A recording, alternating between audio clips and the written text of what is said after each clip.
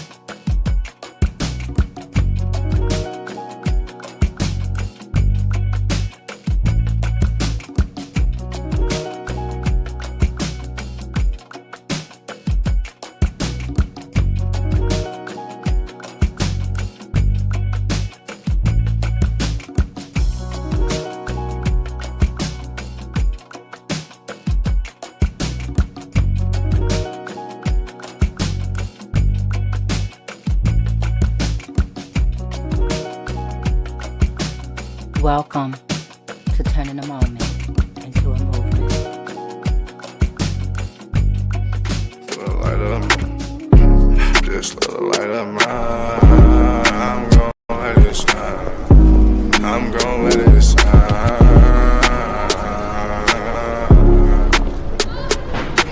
This little light of mine, this little light of mine, I'm gon' let it shine.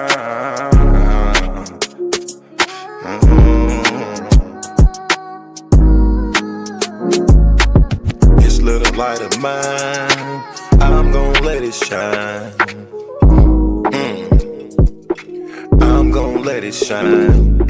This little light of mine, I'm gon' let it shine. I'm gon' let it shine. Oh Lord, just let it shine. This light of mine, this light of mine. Oh Lord, would you please just let it shine.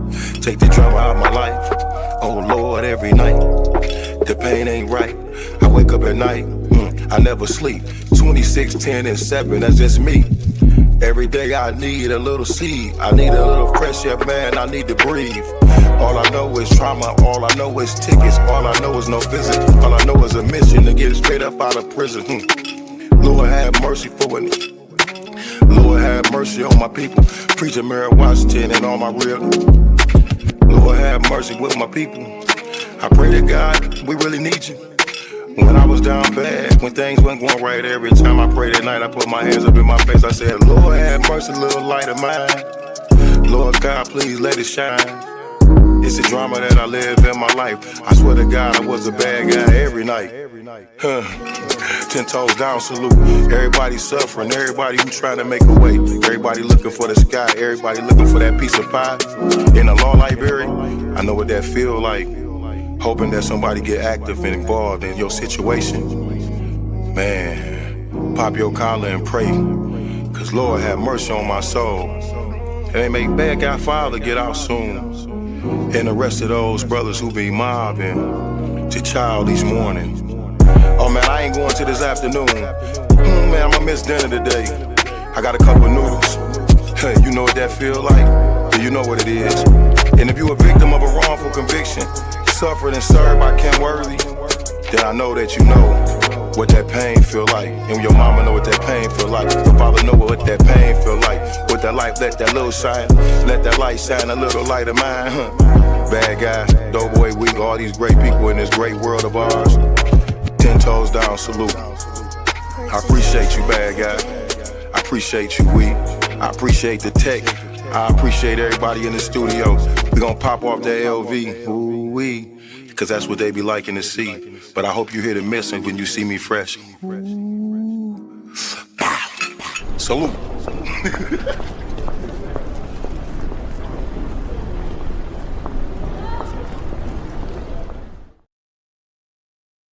Hi, everyone. Thank you for joining me.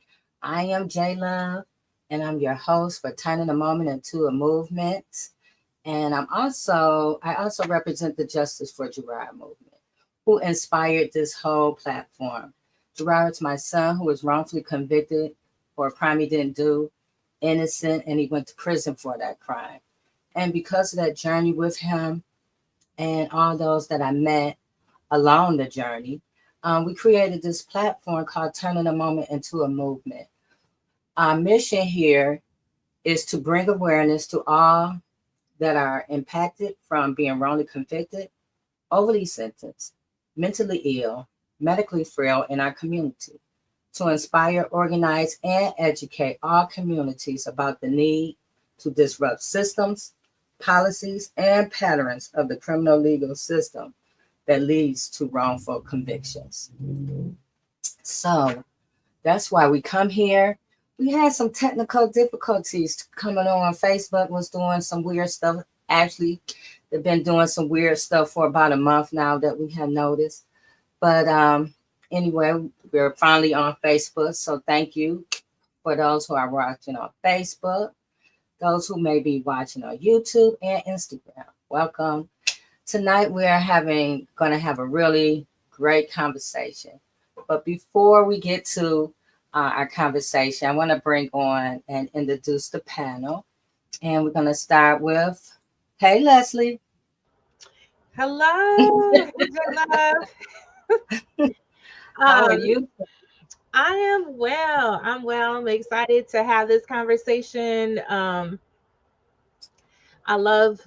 Well, I don't love that it's happening, but I love that the conversation is starting to change and evolve from the people that are um, hurt and harmed, you know, to the people who are benefiting, because that's where you can a lot of times see why the injustice keeps happening. It has really nothing to do with the people who are hurting, because they don't care about those people.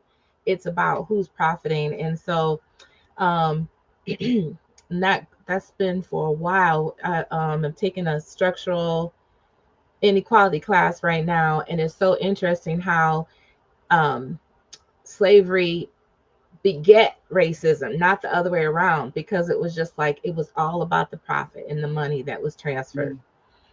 So thank Yeah. you. I'm glad to be here.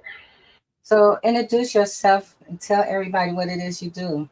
Oh, so I'm Leslie McGraw, and I'm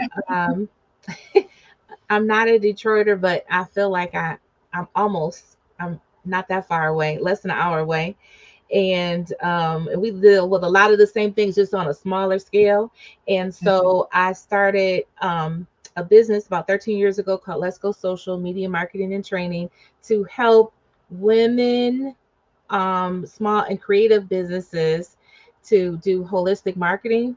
And then I created a division called the Albert Williams Voting Corner recently. And Albert Williams was the first voting rights martyr in this country in 1940 Tennessee. And he was also my great grand uncle, so my grandma's uncle. And she remembers how he was kidnapped from the home for helping people to vote, and then going to the riverbank and having a riverbank inquest.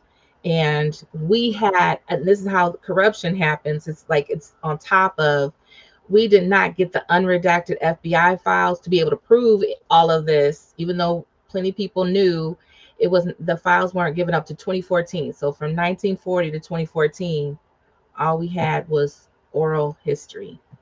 Wow. Wow, Leslie. Wow. That's all I could say. I can't wait to we can have a conversation about that. But yeah, thank you for joining us tonight. Thank you. Rebetia. Hey there, how are you? It is How are so you? wonderful. I hope everybody can hear me okay. Yeah. And Leslie, that is incredible. When we dive into our histories, and that's worth the knowledge to go from generation to generation. So I'm Tia Taylor. I'm here coming to you from the Choice Zone, and always representing turning a moment into a movement. It has changed my life drastically, and I am grateful to be here tonight. I'm, of course, founder of the Choice Zone and Michigan chair for G100 Oneness and Wisdom, which we are having some big events come up. Well, when I say big, it's membership events coming up soon. And definitely a part of Transforming Love Community, Faith Deliverance Center, doing activism alongside with Bishop Bernadette Jefferson and Flint for homeless, and for the Women's Flint study. And so I'm really excited to be here tonight. It's not about me though. It's about those who are wrongfully convicted, and it's about us really standing in the gap. And I'm excited to be able to do that and to be educated on how much more I can do and share, because a lot of times we just need to share the information. And so, Jay, I'm just excited to be here this evening as a woman, as a Black woman, and really wanting to get into the conversation. Yes. Thank you, Rebetia. Good seeing you. Hey. Trisha. T-Duck. How y'all doing this evening? How are My you? shero. That's what I'm gonna say. My shero. Love to all of you, my sisters. Man, this sisterhood is something like no other, and so I'm just so grateful for all of you. Leslie, every time I hear a story about your uncle and your cousin, or was it your uncle, your cousin, and yeah, and all that happened, all of I feel honored that you come alongside Survivor Speak and you share that in the community. One person's family's history is all of our history because we're all family. And so just thank you, because I can only imagine the trauma that comes along with sharing that story, but you just having the courage to continue to do that. Just thank you. Just all of you, Jay especially, thank you for this platform. You are, man, the rock of this movement, this moment into a movement. So we thank you. My name is T. Duck Weezy Trichet Duckworth. I am the executive director and the founder of Survivor Speak. What else? The lead consultant of Value Black Lives, even though that's getting ready to change to Value African Lives really soon. So stay tuned for that. But I'm just grateful to be here. When it comes to wrongful convictions or even talking about justice, I just have to say free the innocent, free the Veazey brothers, free Kenyon Clinton, free Tamara Washington, free Andrew Blunt, free so many names. That Crystal Clark, come on now, Crystal Clark, free Crystal Clark, free Crystal Clark. So many names, so many people that face so much injustice. And so that is why I'm definitely grateful to be here tonight and every Friday night, that we can uplift justice, that we can uplift Black liberation, that we can uplift our people, humanity as a whole. So God bless you. I'm so excited tonight for my brother coming on. I won't have much to say, but I definitely am here. I'm here to listen tonight and to learn. Me too. I'm here to listen to. Tonight, you guys, we're going to be talking about abolition and capitalism capitalism. Ew. Breaking the ties. Mass incarceration isn't just about crime and punishment, but it's also about profit. So tonight we're going to talk about how capitalism fuels the prison industrial system, from private prisons to prison labor, and why abolition is really an economic justice movement. So without any more delay, I would like to bring on our guest tonight, Andy Hood Candidate Williams.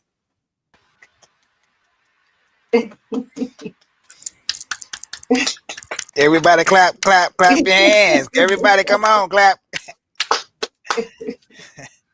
Greetings. Here we go. Hey sisters, how are y'all? We're good. Introduce yourself. So for those who don't know you. I'm Andy, Hood Candidate Williams Jr. The Hood Candidate is not on my birth certificate. I'm an advocate, abolitionist, social entrepreneur. I believe our generation is the solution to the problem that exists, and I'm willing to do it by any means necessary. I have a ministry, AWJ Ministries, that's focused on setting the captives free. Isaiah 61:1, as I alluded earlier, we are the Joshua generation. So we're not asking for what the promises are. We're implementing them, occupying the promised land that was told to our forefathers. That's this brief intro of me. That's cool. I know I first heard you speak on the Trichet's Survivor Speak Wrongful Conviction Task Force. You were in a meeting with another powerful abolitionist, and after that conversation we had that Saturday, I was like, I'm about to learn more about abolition because everything you guys were talking about was in alignment with what I believe, about the system, about things that's happening and how we can make change. So, can you just talk about what abolition is? Because when you say the word abolition, the first thing people think is, well, what are we going to do without jails? Or what are we going to do without prison?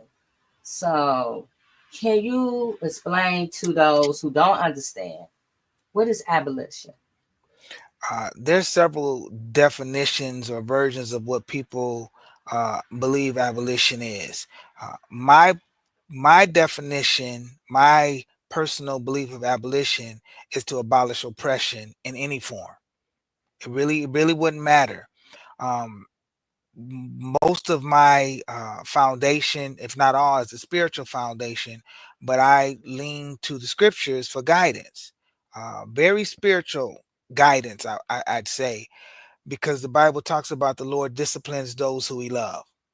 And so because of that, I'm not saying that abolishing prison means there's no accountability, because that's the confusion.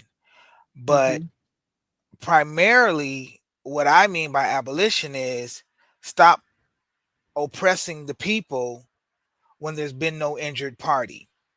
That's the big format of abolition to me, is saying if in 1865 the 13th Amendment was passed to abolish slavery, we only focus on section 1 of the 13th Amendment. There's a section 2, which I am a subject matter expert on section 2, that also abolished the vestiges of slavery, or the badges and incident of slavery, or anything that looked like slavery. And it first started out with the black codes, and they would lock people up for vagrancy, loitering. I mean, we just literally were set free from being enslaved, and now you're telling me to go get a job, and then you would pass this statutes or codes to lock people up so then they could get free labor. That's a badge and incident of slavery. Selling drugs, I know it seems difficult, but that's a badge and incident of slavery. Let me explain. A couple years ago, let me interject this. When God opens a door, no one can shut. Now let me go back to the drug stuff. So a couple years ago, 48 attorney generals sued for the opioid epidemic. Y'all know about those little Norcos. The Shackler family. It was 400,000 deaths that were attributed to opioid overdoses. One of them was my little brother. That company got sued civilly. But what makes up the opioid is heroin, which is a Schedule II narcotic drug, which is the same as cocaine. So why did that company get sued civilly, but in our community we're criminalized? That's a badge and incident of slavery. You're focusing on a certain group. And if you look at the beginning of cannabis, hemp, that was a form of, I was an occupation. You paid your bills with it. Like, you did that. But then all of a sudden, this guy named Henry Anslinger, if you've seen the Billie Holiday movie, you'd understand how this ties in. It all of a sudden became criminalized. So then they had the Marijuana Tax Act that was first. Let's tax this. And I'm the one that always says you can't tax a plant. You can't criminalize a plant. And if we go back to the scriptures, it's a seed-bearing plant. So next they're going to tax the roses. They're not going to do it, though. They but I'm sharing that to say these are badges and incidents of slavery that focuses on marginalized communities. You're not going to hear me too often talk about the problem, because I don't put my faith in man. I put my faith in the one that created this man. And I allude to the Joshua generation because we are the solution. And for what, 100 years, 150 years, we've been talking about the problem. And I just feel like we're not going to the one that allows the problems to allegedly happen, which is the creator, that it rains on the just as well as the unjust. So I'm saying, God, if be for me, then who can be against me? How do we do away with this? And I've always felt like God is saying, that's what I created you for, to rise up against this system. No difference than when David slayed Goliath. Like, we could take down these giants. We have the ability to do that. But when I say abolition, it's to set people free. That's what abolition is. And I'm willing to do it from the 1860s or to the 1960s to the Malcolm generation by any means necessary. Whatever it's going to take, we have to do this because we have not ever really experienced true freedom, which is our birthright. As soon as we're born, they're putting these codes and rules and policies. And I don't want to get into what's going to happen tomorrow, but this is not law. Legislation is not law. That is all the badge and incident of slavery, even to the form of taxes. Why would the people who have the power create a system to tax the people? Why would we do that? Why would we create something to put us in bondage, to make us work? That's what's destroyed our families. We're trying to chase this American dream instead of living on the land that's flowing with milk and honey. If I may speak candidly about my belief, abolition is to set the captives free by any means necessary. But it does not mean that you can harm your neighbor or their property and get away with it. But the accountability is not based on vengeance. It's based on restoration.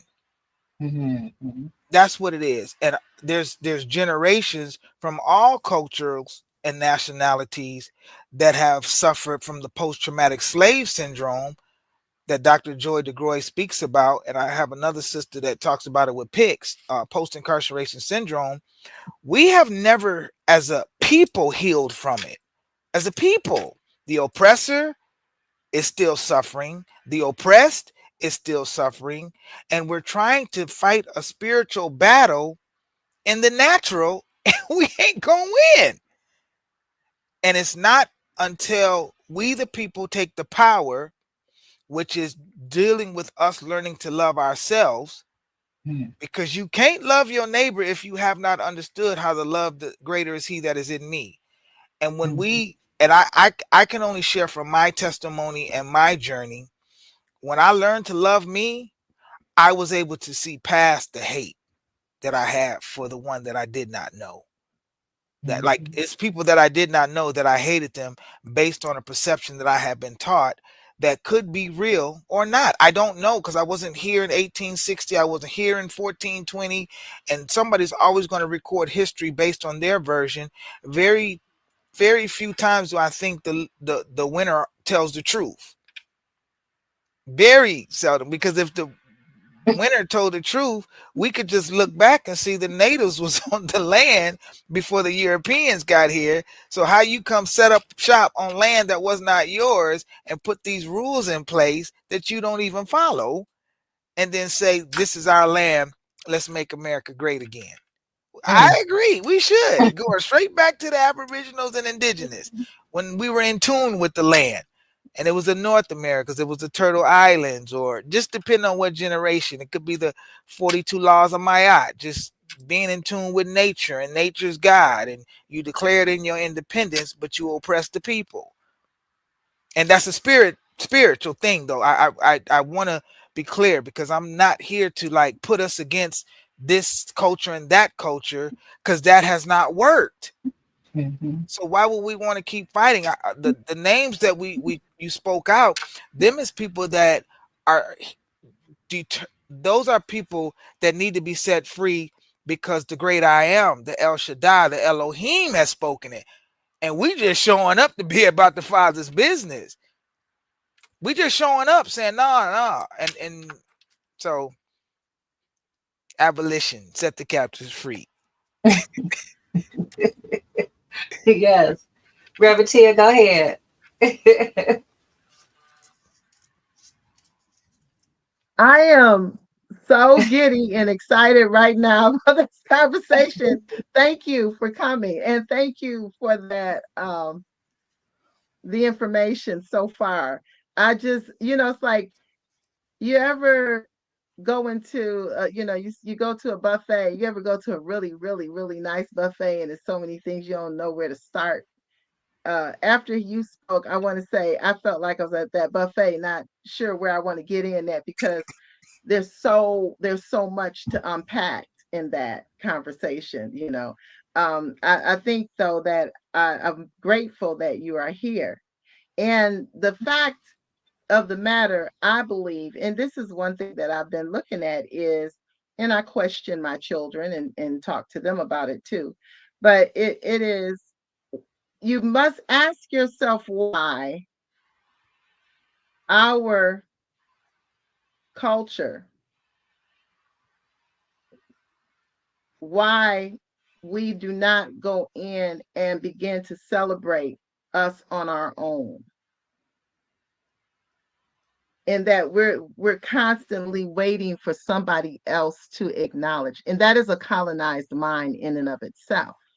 If I have to wait for a government to acknowledge who I am, if I have to wait for a government to take and put all of the different holidays and times of worship in their system, but when you walk as a people, and this is the thing too, we got to ask, I ask my children all the time, ask yourself, what is it that separates you? And why do you use that? Are you using it as a crutch? And information that needs to be passed down, we pass it down. Mm-hmm. Other cultures don't need to have another culture acknowledge who they are to know about themselves. And I believe this Joshua generation, this is what the call is getting back to who we really are.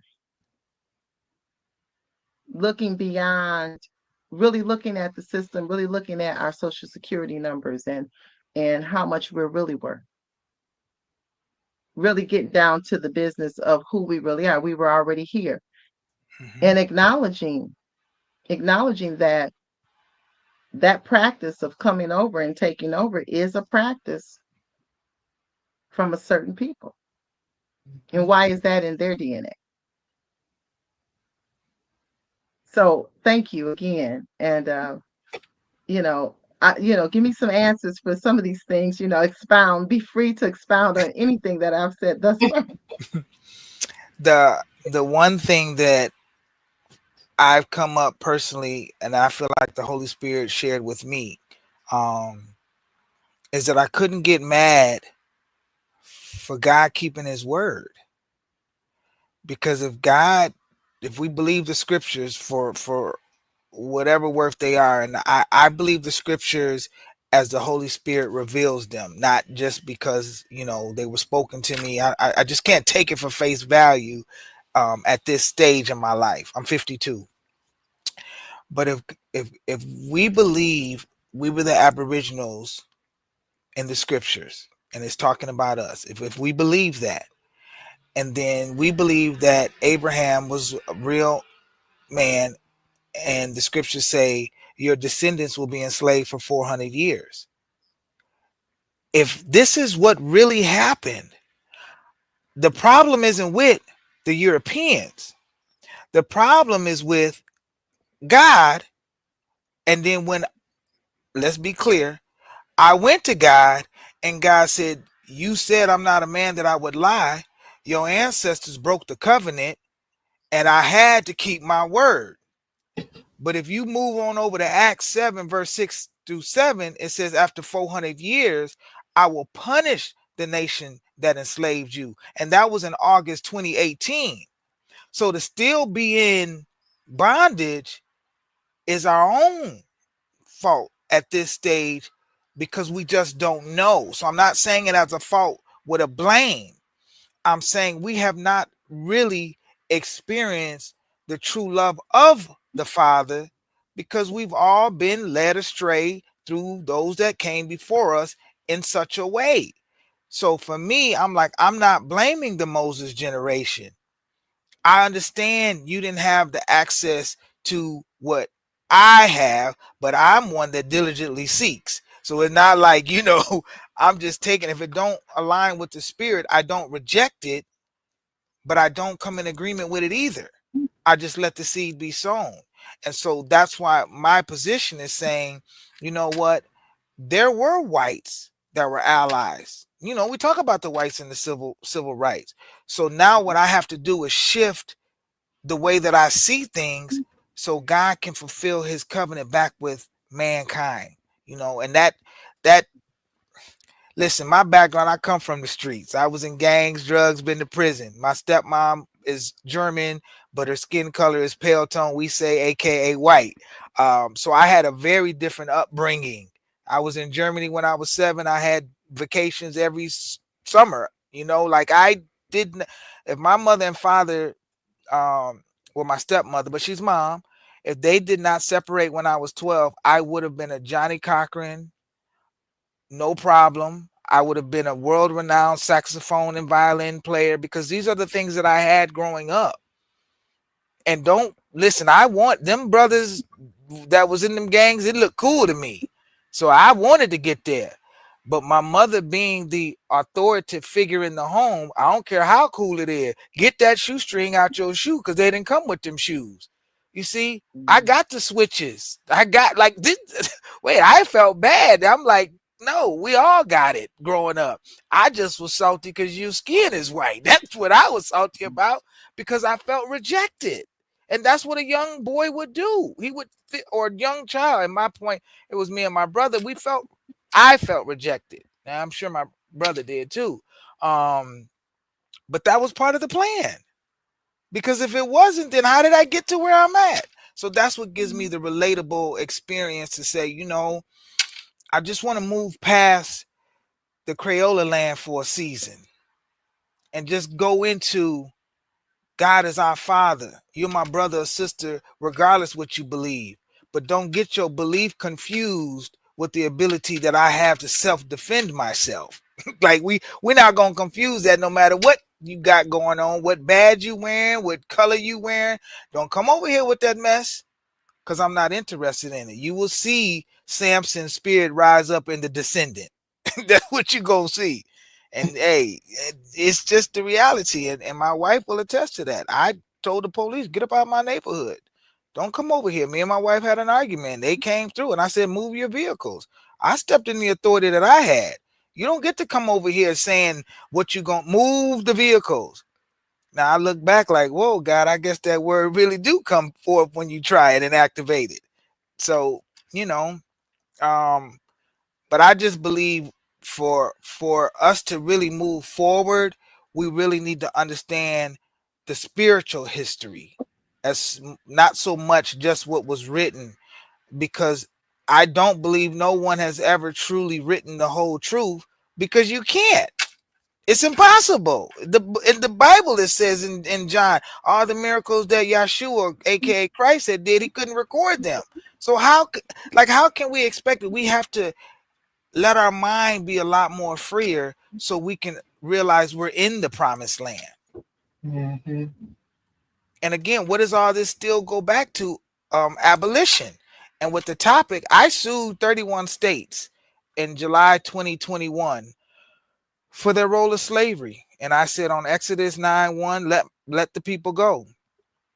I didn't just wake up one day and say, I'm going to sue them, though. I can assure you I was very uncomfortable stepping in. I've sued Trump before. I've sued the governor of Illinois. I sued them for slave patrols, traffic stops, the IRS. Listen, I ain't really got. Once I started and saw it wasn't nothing happening, I just kept going. And I just was like, nope, this is wrong. This is wrong. This is wrong. And if you infringe upon the people's rights, I'm going to use whatever tool that is available to liberate our generation. Mm-hmm. I'm going to do it. The Holy Spirit has been my teacher. along with elders, and I'm happy.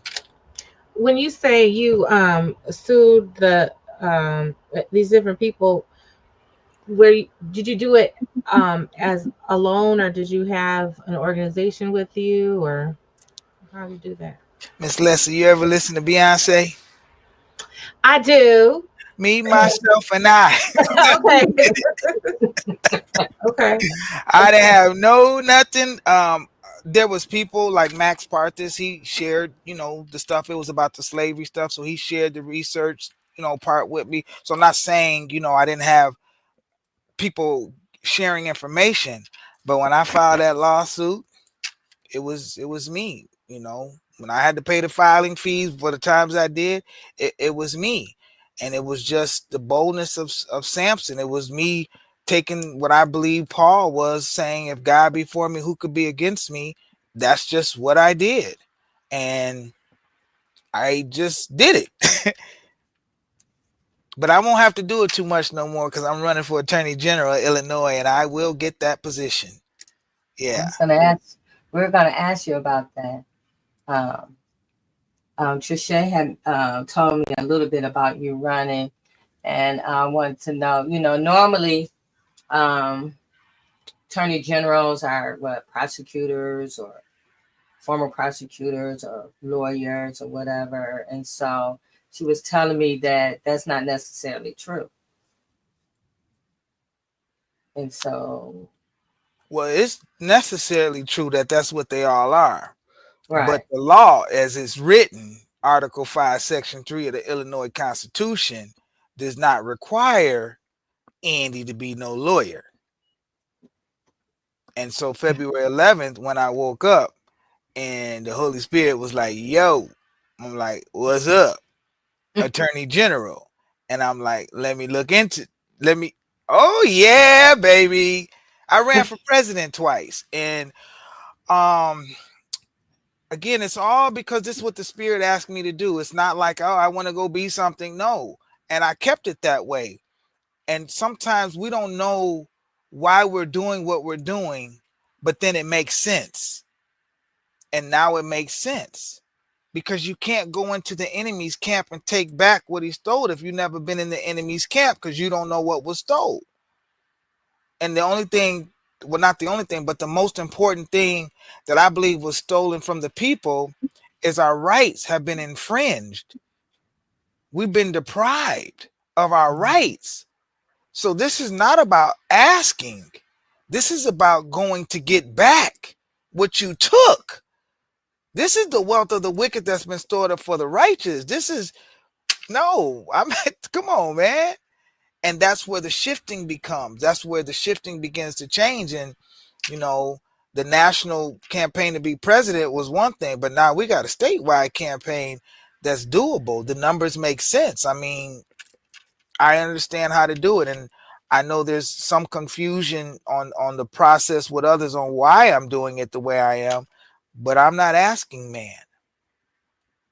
I'm not. I'm saying this is what the Lord told me to do. He He shared with me the foundation of abolition. Who was the first abolitionist?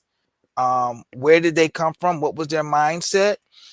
And sometimes we got to do things that seem foolish to the world to confound the wise. And I'm one of them that's saying, Lord, you've been having me go do all these other things, didn't make no sense. So I'm used to it now. Let's go.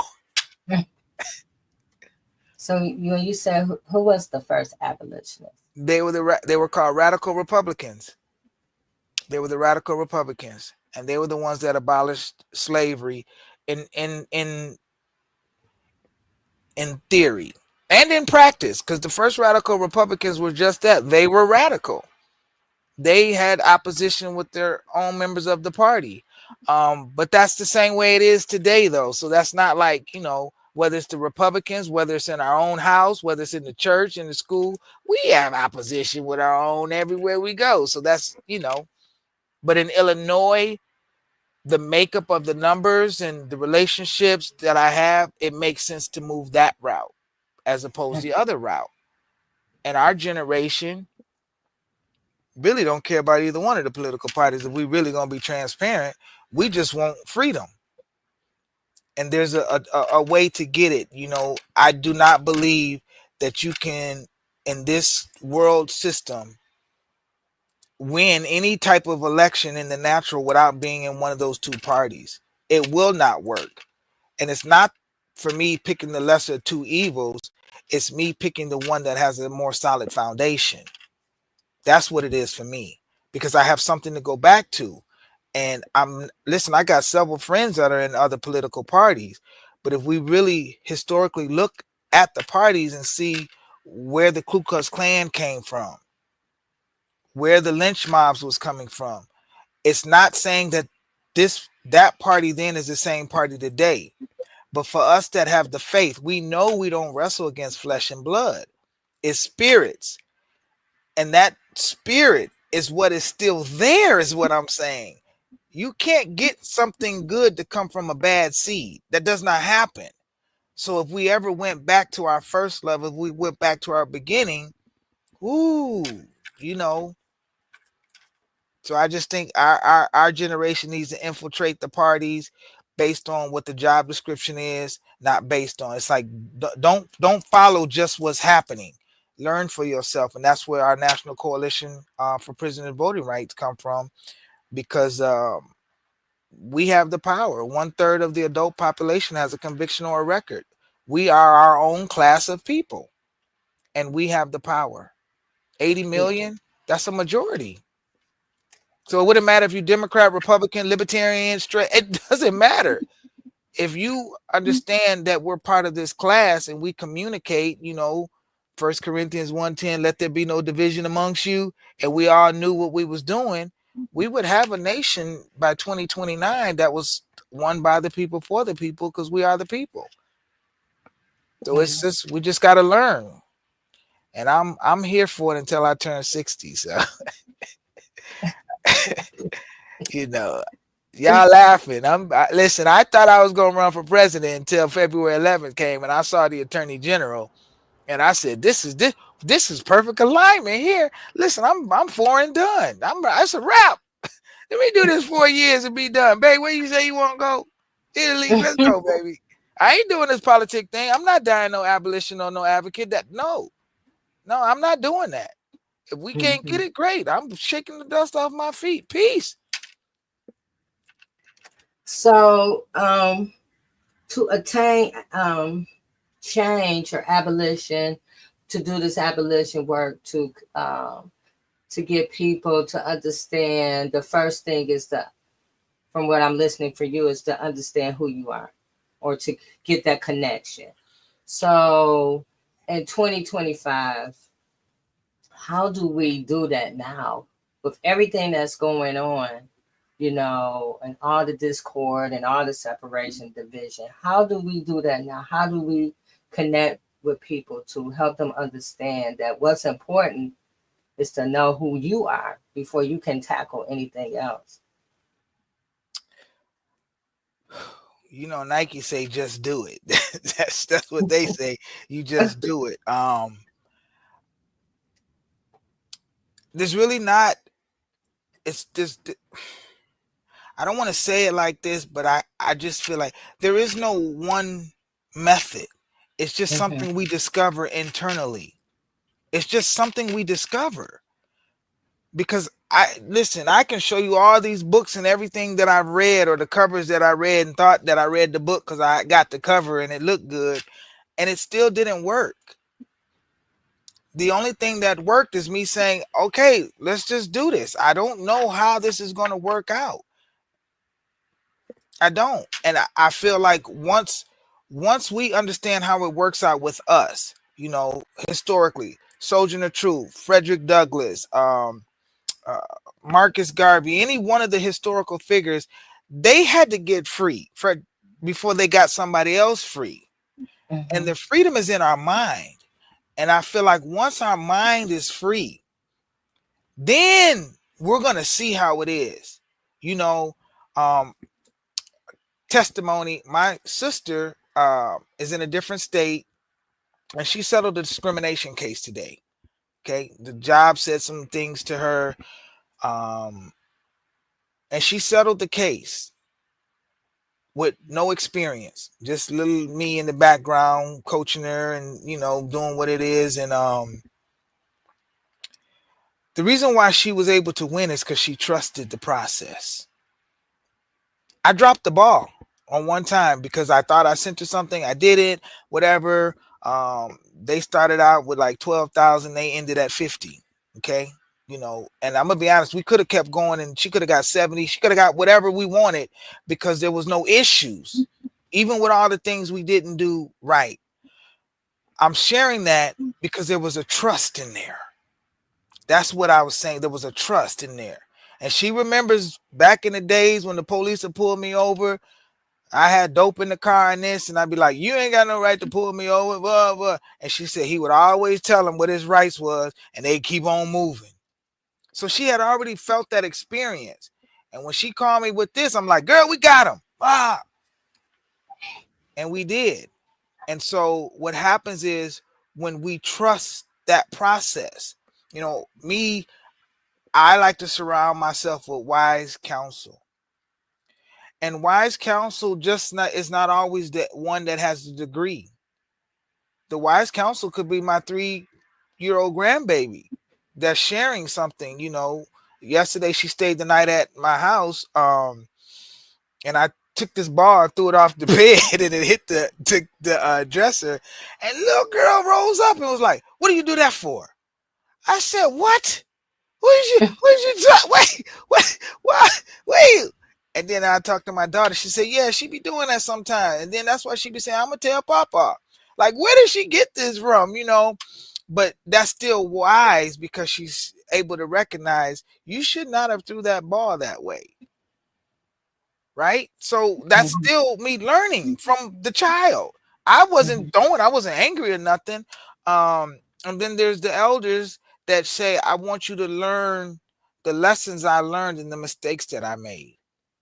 The whole thing about Joshua and Moses is Joshua was not going to make the same mistakes Moses did because he was mentored by Moses, but he still had his personal relationship with God. And sometimes my generation feels like they know more than the 60s, and we don't. Mm-hmm. We don't, because the word "in" was not going to work in your generation. We done made millions off the word now. So I can't go around some of the elders saying that word, but me and my homie could say it. But to the company out there that call my little sister, bet you won't say that no more. I just had to throw that out there because it's funny. But you know what I'm saying? Yeah. It just really, Miss J Love, like the flyers that you made. I done had 2 people give me access to their camp, and I'm like, man, I can't do this. And then I asked you, and you're like, I can show you. You see, that's just saying, listen, now is the time I can learn how to do it. I got the program. Now I can do that. And now that I learn how to do it, boom, now it saves me time and money. And then the money that I take with that, when we talk about how do we reduce mass incarceration, we have to set up our own social enterprises. We have to fund our own movements. That's what we should do. I don't need the Bentley. No. I just need to have access to the Bentley finances so then I can build a Bentley building. So now we can have multiple Bentleys in the community, and then we can take that model and put it all across the other 49 states. Mm-hmm. That's what we got to do. Right. If we have the blueprint, you share that blueprint. Instead, we want to get the 10,000 today instead of getting the 1,500 10,000 times. Yeah.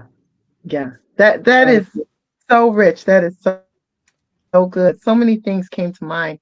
When you look at our community and in the opportunity for us to heal ourselves, to really focus in on what we need to do in our communities for healing and because I was telling someone earlier today, we need to acknowledge the impact that discrimination has had in our life, and then combined with the different changes, just even as working people in this community today, we have been impacted and inundated with a lot of trauma. And a lot of times have not taken out the time to really look at how do we heal? Where do we go from here? And recognizing what services can we render just in our own community to help one another heal. And not, a lot of times people are expecting, like you said, where's the Bentley? But they want all this money in advance. They want to know, how much can I get before I help out? But if everybody does a little bit, it becomes a lot in the community to help one another. I also wanted to ask you if you could help our listeners and those watching, give us a background of those Republicans, because I don't think that many people understand the makeup of those radicals, that group at the time. Okay, Trisha told me don't say this on here. She told me don't come over here on my show with that. So the radical Republicans were Caucasians, and they some people know William Lloyd Garrison. He was one of the abolitionists, but it was a guy. So Illinois was the first state to ratify the 13th Amendment, and it was introduced by a guy named Trumbull, I think it is. His name was Senator Trumbull or something. And then some other guy out of Ohio. I can't think of his name. It's in my mind. But they were a group that their only mission was to abolish slavery, to eradicate slavery. That was their thing. That's what they were. That's what they were doing. In fact, the Republican Party started based on that, and I think it was out of Wisconsin somewhere where they started it. The radical Republicans then that were there are not the same Republicans today, but the spirit is still there. I know from lived experience because I sit at the tables with the Republicans in Illinois. Like, I'm at the table. If you want to know how I got to, ask God, because that I would have never, and not one, I never would have even thought this course would be this way. So I can't be like, oh, I did it. And sometimes when you sit at the table and hear, it's not all that we've seen, because what we do is we classify people based on a class, and that's where we're losing at. And again, if I say God takes the foolish things of the world to confound the wise, well, it only makes sense, God, why you would have me chair this organization right now. But this would, because you would need to show me, because there was no other way. I wouldn't have been looking for it. I wouldn't have been like, hey, and so when what I do is I stand as a mediator, but I still stand for truth. And the people that know me, again, in Illinois, Chicago, because the Republicans have not won Chicago since probably the early 1900s, late 1800s. There's a chance, not that, I don't know if we could win, but there's a chance to lower that number because of Chicago knows who I am. Like, I sued the governor of Illinois, judge. In fact, the lawsuit, I called him the Illinois outfit for the traffic stops. They're running a criminal enterprise. You are literally charging me $400 because I didn't use my turn signal 100 feet. Nobody got injured. No accident happened. And now if I make $40 an hour, I got to go work 10 hours to give you $400. Do you not see how that is slavery? Mm-hmm. Why do I got to pay you $150 for a sticker on a vehicle I bought? If I make $10 an hour, I got to work 15 hours. That's 2 days worth of work. What is this that y'all doing? This is why you can't balance the budget. And this is where the education comes from. And so when I'm able to share that I got 2 brothers in prison right now for 3 years because they were driving without a license, and that's a penalty. And then the Republicans are saying, well, we can't balance the budget. Of course you can't balance the budget because you're locking people up for stuff that don't belong in there, and you're trying to fund 28 prisons, and now you got to monitor all these with the parole. This is why your budget is jacked up, because the government is in our business, and that's not what they were created for. Mm-hmm. Wrongful conviction? Whoever told you to charge me with any of the charges that you're charging for? It should be between two people. You want me to tell you an example? O.J. Simpson, I don't know his case, and I don't care if his case. I'm using this as an example. He won the criminal case. He lost the civil case. It should have been civil in the first place because the government never was injured. Now, if O.J. Simpson was Charles Manson, ooh, that's different. It's different. I'm not saying that people get away with murder. What I'm saying is when it's between two people, if we go back to a biblical standpoint, if you killed a farmer and that farmer could not provide, that farmer lost his life, then you had to go be the farmer to take care of his kids, even if it meant your kids couldn't eat. That's what the eye for an eye meant. That's where it came into. We don't understand those concepts because who's going to teach it to us? That's what it meant. But that doesn't happen today. It's like, oh, Andy going to be the attorney general, so I'm letting no. I understand it's a mind renewal, and we're not doing that. No, it's a process. And I will listen. If y'all don't know, I will be in the upper room wherever that's at, saying, "Lord, you gonna tell me what to do with these people?" I'm like Solomon. I don't know. Hey, hold on now. I know my homie down there, but bro, you a little crazy growing up. I don't think you ready to come out just yet. But being real, it's funny, but it's like you have to walk with integrity. And what these political parties do is they don't hold each other accountable when they infringe or deprive upon the people's rights, because then we're going to look at you. And once we look at you, you're like, well, we all guilty. Right. That's why we need a new government. Mm-hmm. That's why we need a new government. Do I agree with? Go ahead, Ms. Leslie. I'm sorry. No, I didn't mean to cut you. Oh, go ahead. I wanted to ask you, so you said you're running for Attorney General. I know it's real high level what it does. Can you tell me what the Attorney General duties and responsibilities are, and how, if you were in that position, how are you able to inform capitalism and abolition? So the duties of the Attorney General, for the best part, is he's an advocate of the people, for the people, all people. It's a nonpartisan position, but you know, politics, you got to pick a side. I'm an advocate of the people by birth. Like, this is just what I've always been, no matter what I've done. So that part comes naturally. But the Attorney General also deals with the Treasury Department, dealing with the money that goes into there.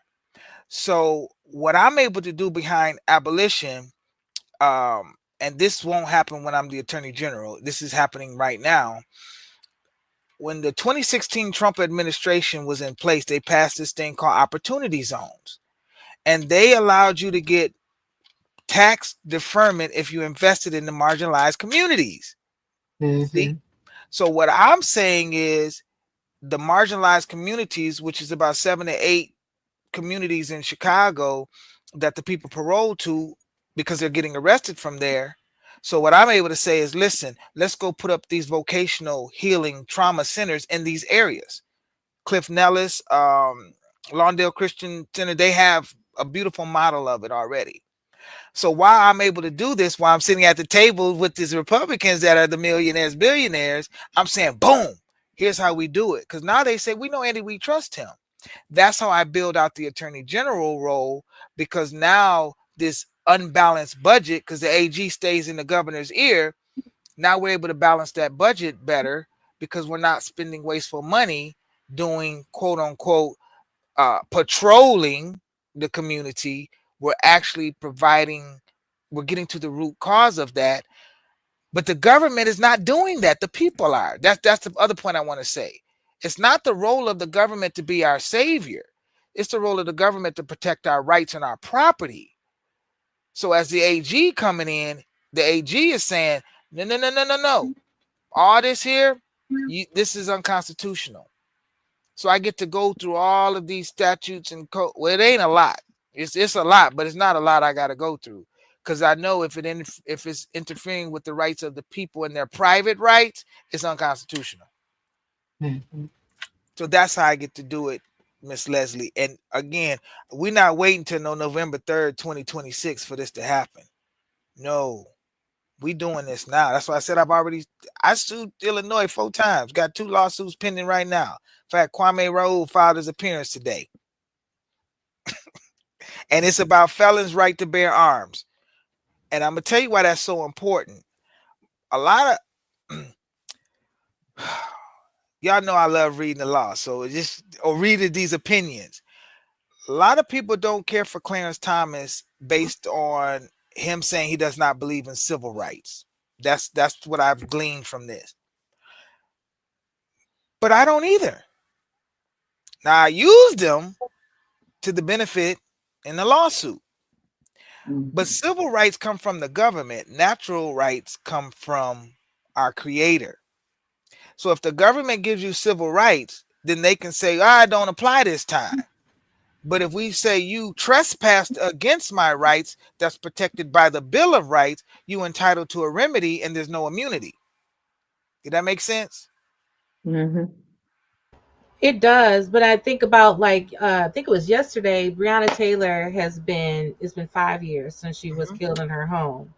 And with one of the most recent executive orders and the taking down last month of the police brutality, her family could no longer go after the police who killed her. So under common law, it's a trespass against my rights, which I have the right to life, liberty, and the right to due process. I don't know if I want to share this part with y'all, but I am. Police officers are not constitutionally mandated. The whole police system is unconstitutional. Okay. So just because they're doing this does not mean it's right. Now, I'm not saying I'm finna abolish policing. What I am saying is we're going to bring back the peace officer. That's what I'm saying we're going to do.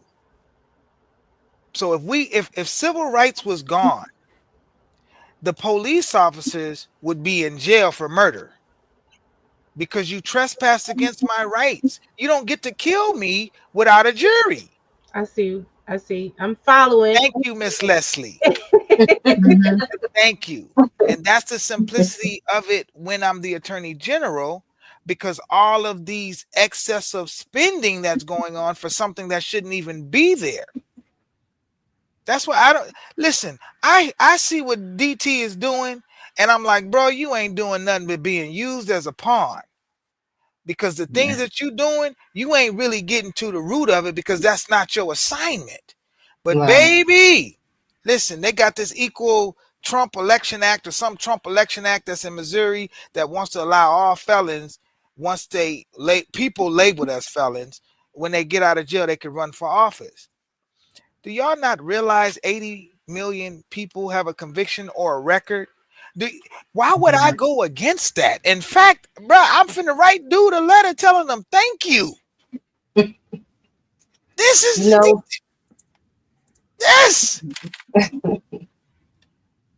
I'm glad you brought that up because today the Prison Policy Initiative came out with this chart, and I'm going to put it. I saw it today too, and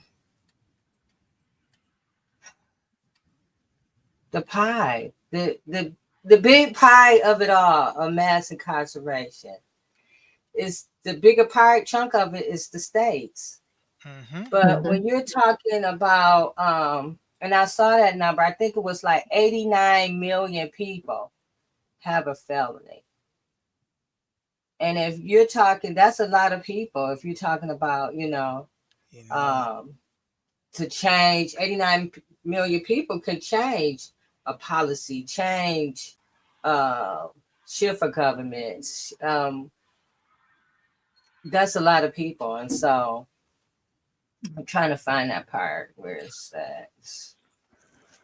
But basically, all of this is based, this when it came out and I was going over this chart, you know, over it today and reading about it. It's all based on mass incarceration. It's based on the fact that it thrives off of poverty.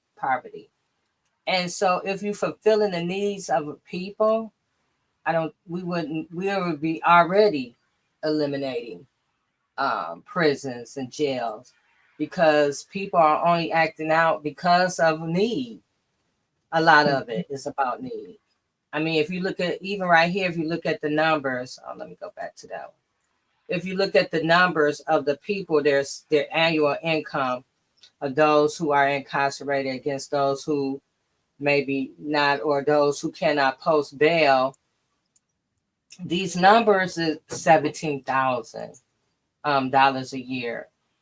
And of course, somebody in 2025 making $17,000 an adult, of course they don't have, you know, everything that they need. And so all of this whole slides, this PowerPoint is just, once you look at it and start showing where it is and how they're locking up people, it's a big mess. And if we start fulfilling those needs, these numbers can shrink a lot, especially because the states is the ones that's really benefiting from most of it. The states and the local or county jails.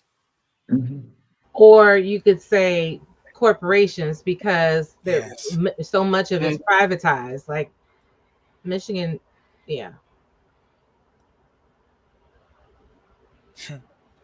5 million people on probation.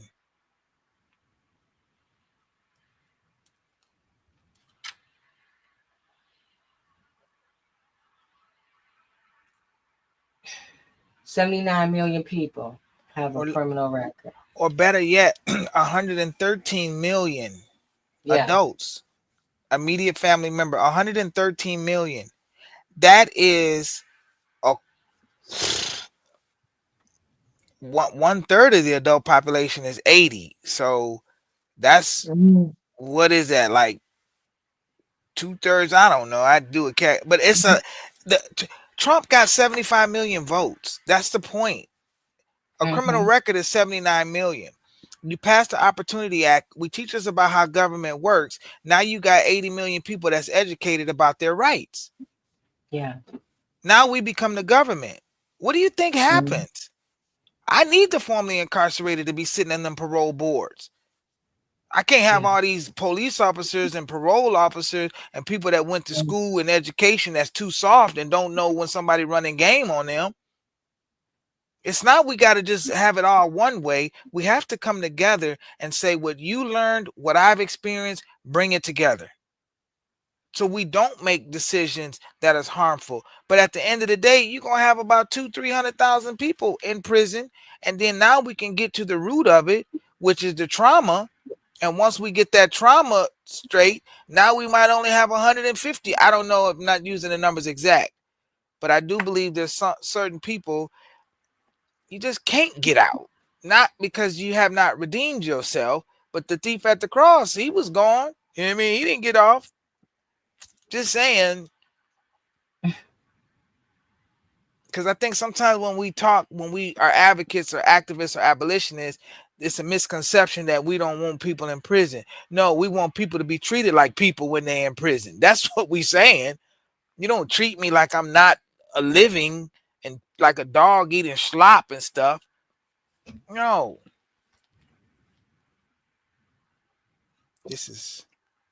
I have a video, you guys. Just 1 second.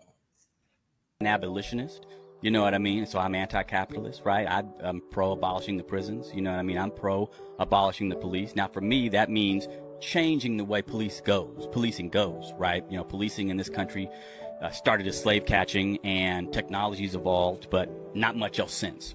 You know, it still operates in a lot of the same ways. And so if we can break up the roles and responsibilities, the heavy load that currently law enforcement officers have. That to me is abolishing the police.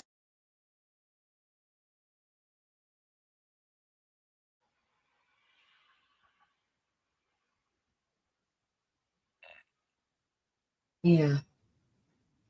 Basically, what we just said. If you create what you're saying, like you were saying about the center, and it's community driven and community ran, and so it's meeting the needs of people. It's educating people before they even get into the space of being incarcerated. It's taking care of the needs of people before they even get in the space of having to deal with police and all of these systems and policies that continue to drive this cycle of mass incarceration. And the police are part of the community. When I got out of prison, I got paroled to my childhood home, and it was a drug house. So my homie's like, yo, you in a good spot. 3 months later, I was locked up. The officer that locked me up wound up being the chief of police. I mean, I got his number. I can call him right now. Because what happened is I beat the case in a bench trial, and they gave me a law library pass. And I was guilty. I confessed. But what happened is the relationship I had with this officer. I consider him a friend. He's on my little mini documentary talking about Andy's a guy that I respect. Why would the police say that? Why do I have sheriffs on my... I called the sheriff today. He's running for governor of Illinois. Called him today. We're going to have dinner last week, spring break, But how does that happen? Because, I got to share this story. I met this sheriff a couple weeks ago, and he was talking about the gang members and this stuff, in his jail. And I was like, whoa. I come from them gang members you talking about. And it's that gangster disciple to growth and development that put me in the position I am now. I wasn't disrespectful, but he did not understand what he was saying was incorrect because he's only been taught one way. So now that I shared a different way, me and him and his wife, my wife, gonna go have dinner. Why? Because in order to solve this, it's gonna take all of us. And I'm willing to go be uncomfortable. Well, I'm not uncomfortable now, but 2 years ago I was uncomfortable. I'm willing to go in, and I'm willing to say, listen, man, I come from this. You just you're misunderstanding. His jail has a great vocational program and doing all this stuff. Why the hell I gotta get locked up to get access to that though? That's the point I'm saying. So now what I'm saying is, now that you got the numbers off this program, 60% of your jail from Cook County, they not finna vote for you, bro. You can forget that. You cannot win an election in Illinois without Cook County. The numbers don't add up. You don't have to win Cook County, but you need Cook County. The only way to do that, in my mind, is to put what you did in your jail, put it in the community now. You raising money, I'm raising awareness. That's what I'm doing. We all have to be at this table. You're going to have to put them little differences down. And I thank God for my wife, because I can't sleep on the couch. I can't talk to her. I can't do the 3-4 days not talking to her no more, because that destroys me. And once I was able to overcome that, that's how God used it, so I can overcome hating what I thought I was supposed to do, the police officers and all that, because that was the issue I could not overcome. But I've had good experiences with polices. I really have. The majority of my experiences is good, but just a few. It was like, oh my gosh. Yeah, because Cook County at one time was, for a long time, was #1 county in the United States for wrongful convictions of people being exonerated. I mean, Michigan wasn't far behind, but Wayne County wasn't far behind, but Cook County was #1. Yeah. And I want to share what you said, Miss Leslie, about the Attorney General. So the current Attorney General has brought forth a wrongful conviction unit, had 70 states attorneys at this. I don't know if they are at the press release, but I read it and it says 70 states attorneys.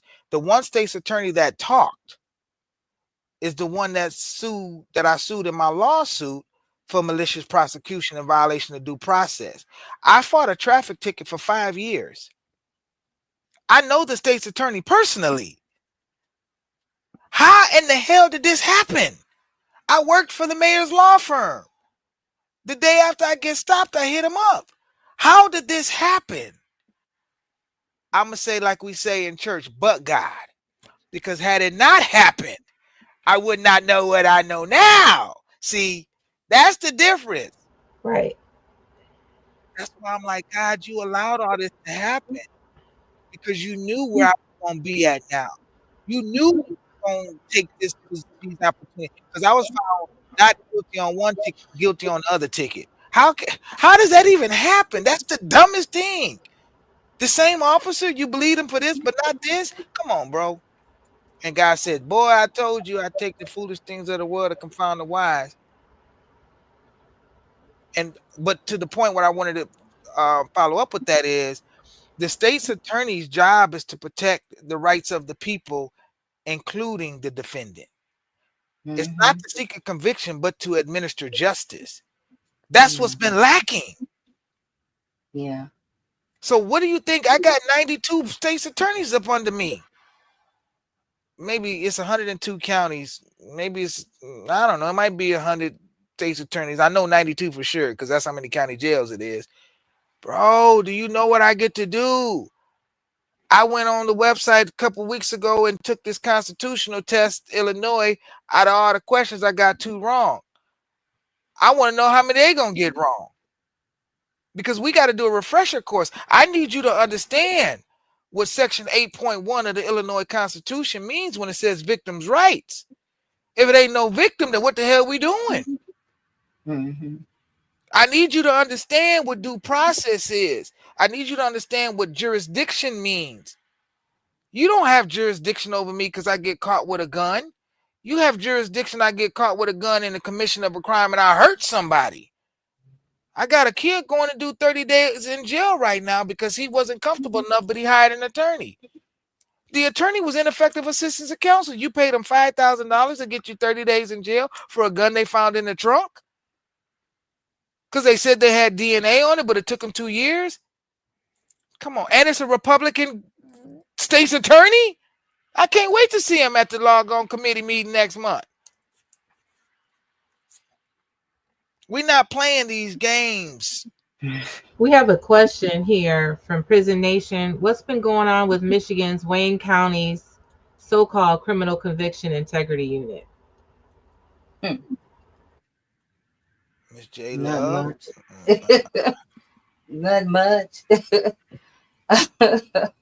Well, just FYI, you Michigan and Minnesota are 2 other states that you do not need to be a lawyer to be the attorney general. Mm-hmm. It's I think it's like 8 or 9: Alabama, Arkansas, Hawaii, Illinois, Minnesota, Michigan. But I know Minnesota I know Michigan is one of them. And Dana Nessa, I think her term is up soon. Just putting it out there. I want to play this video, you guys, of a person that I really love. Out there every day and educating, people learn by example. I don't think anybody has an argument with that. I think that when Huey P. Newton said that people learn basically by observation and participation, I think that everybody caught on to that. So what we're saying very simply is that if they learn by observation and participation, that we need to do more acting than we need to do writing. And I think the Black Panther Party is doing that. That we didn't talk about a Breakfast of Children program, we've got one. We're not going to tell you how many kids we intend to feed in Chicago. We're feeding 3,000 to 4,000 every week already, and I don't know how many all around the country. We're not talking about beginning to think about treating people free when they need medical services. We're opening a free health clinic in the city of Chicago, in less than 3 weeks. These are the type of examples that people can relate to. The Tribune or the Daily News or sometimes no other establishment press that is a tool of these fools can belittle what we're doing, because the examples are right there. They're concrete. Just like the old saying goes, one picture's worth 1,000 words, and you've got to believe what you see. The programs are there. People have to see them, and the only people that don't see them are people that shut their eyes and fight knowledge. And people that fight knowledge will never be any good to the revolution anyway.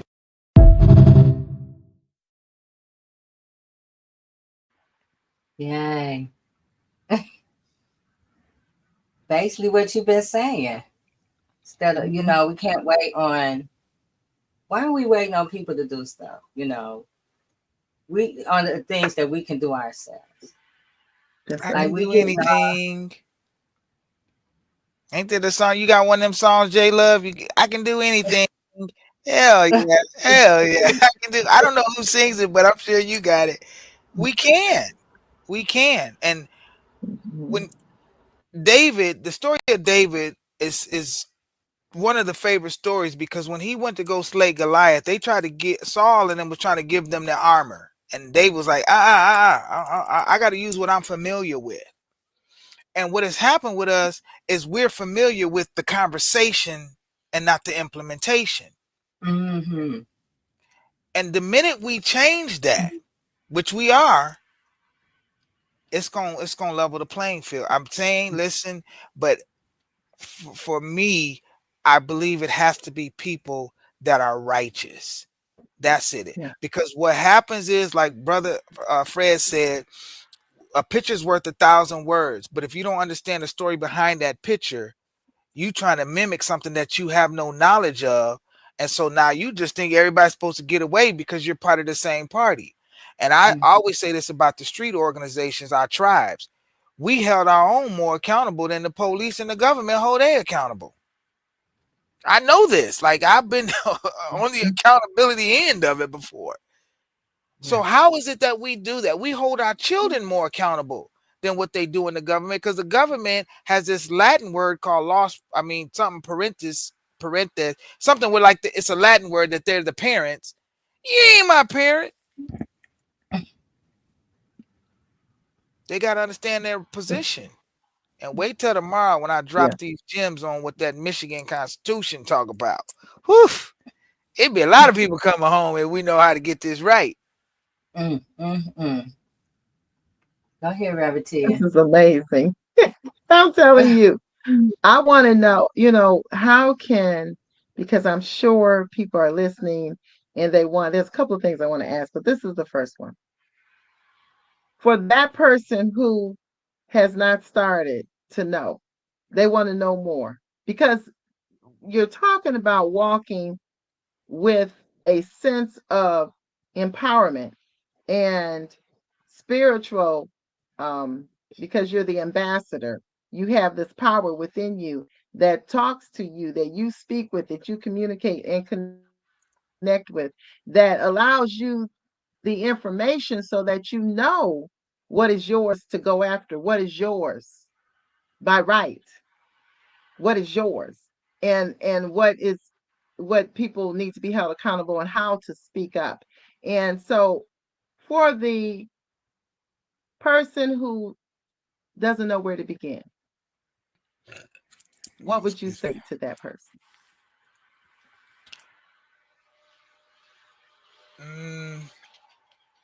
For the person that doesn't know where to begin, they're right where they need to be as soon as they say, I don't know where to begin. They're at the right place. But to the one that does not say, I don't know, let's just say to the one that says, I don't know, they're at the right place. Because when you admit that you are weak, then the universe has to align. It's the natural law. It's a universal law, and it works that way. But as long as we say we have it, then there's no need for you to receive. But when you admit you don't have, then it will come to you. Just don't get scared when it comes. But it will come. You will walk and somebody will say something. Listen, I got to share this little story. So I paint. This is how I sustain myself. And I love doing it, but I don't want to do it no more, because my office is where my heart is at, because it allows me to go into the community. So I had this paint job, and the lady was like, I'm like, good, I got it. We're going to start Sunday. Boom, it's going to give me some money. Bam, me and my wife, she said, Andy, I just need 2-3 days from you on spring break. I just want you. I don't want nothing else. I just need you just some time, which I'm like, all right, cool. So I'm like, well, we get to go somewhere. That ain't what she said, but she was like, okay. The lady said no on the paint job, after I had already like calculated it. But then that old lawsuit closed today, and I didn't have to go spend 3 days painting, and I still got the same amount of money. I think she ain't sent me nothing yet, but I'm sure she give me a tithe. We cool. That is how I'm saying the universe aligned. They knew I didn't need to go do that job because it was going to take 3 days. I've been in the office all week today. I can show you my little checklist been choop, choop, choop, choop, choop. Hey, it's been a good week. I'm like, I like this. So that's what I mean about the universe aligning.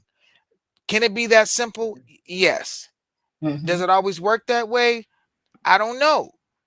But I do know, if you're not afraid to ask, go. And if you don't want to ask, Google whatever you're thinking about.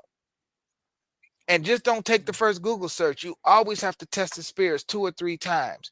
You just don't read one thing and be like, aha, I got it. No, you don't got it. Be sure that you got it by checking it out 2 or 3. And that is the most important thing, that you have to allow your enemies to give you guidance, because your friends give you comfort. Your enemies give you a future. That's who promotes you. Your enemy will always promote you. Can you repeat that? Wait a minute. Your friends give you what? Wait a minute. Your friends give you comfort. Your enemies give you a future. That's what they do. Unless you married, you got a helpmate, and you really realize that's your helpmate, not your enemy. Like, hey, you know. I'm sorry. I just had to, you know, that's one of the things I kind of conquered. I ain't saying I perfected it, but I conquered it. But if, you know, like your friend's going to be like, yeah, Leslie, that's straight. That's it. But a real friend be like, no, Leslie, that's not straight. And then that real friend you consider the enemy because they're not agreeing with you. No, that enemy is saying, I love you too much to leave you the way you are. That's what that real friend is saying. I love you so much, I don't want you to go down that route. And that's what we try to do with our children, but sometimes we can't articulate that. We just know it's wrong through experience, but we can't articulate that because we have to work all doggone day and night, and you know, the mind on the bills. So it's there, but we can't get to it because our mind is being bombarded with all this information. So I feel like in the role as the AG, boy, it's finna be freedom in Illinois. One of my brothers in New York said, you get that, I'm coming back from New York. The other brother in Mississippi said, I'm moving to the downstate. I said, boy, you better find you some property, because we got this. So, Andy, what you're really saying is a change and a shift in perception. And then get into that space where you can not only see, you know it, but you see it, right? And you start believing it, to understand how to maneuver just that one.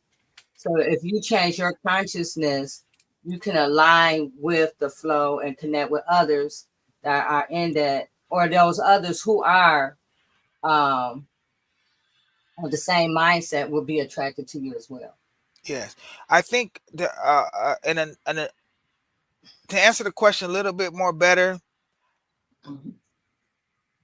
if you hear this, forgive yourself for not knowing.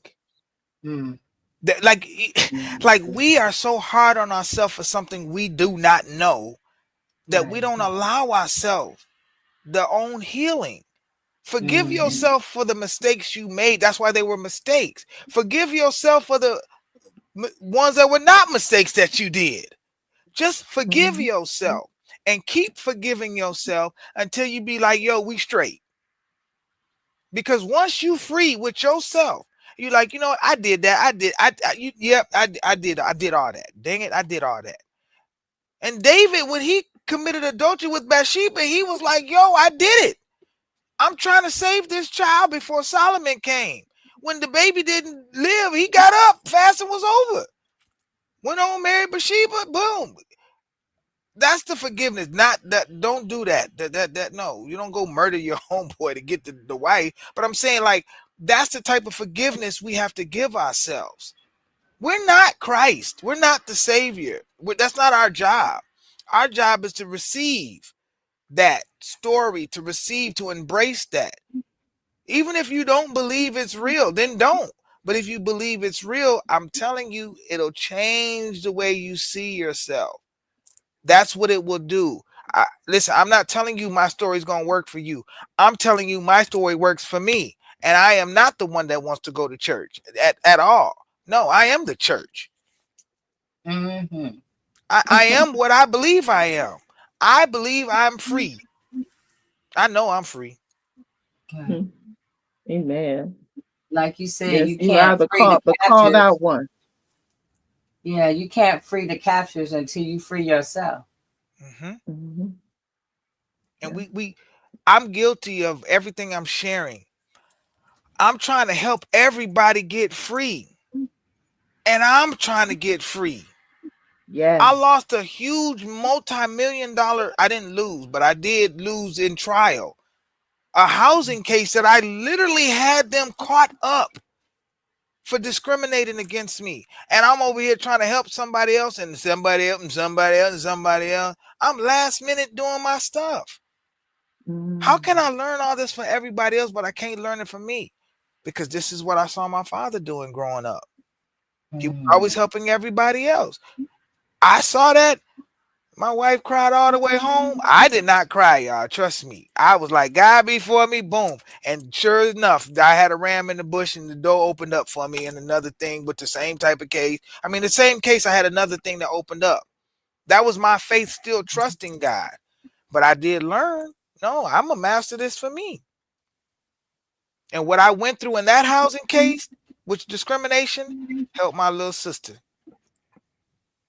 Because I know how to go to trial as my own self and how to cross-examine my own self. That's what I learned. Like how to do this. I share that with the people. We keep getting better and better. Right now, the biggest case that I have is about felons' right to bear arms. I'm not saying we should run around in the streets with guns. Okay. I'm not saying that. But the police job is not to protect you. The Second Amendment says you have the right to protect your family.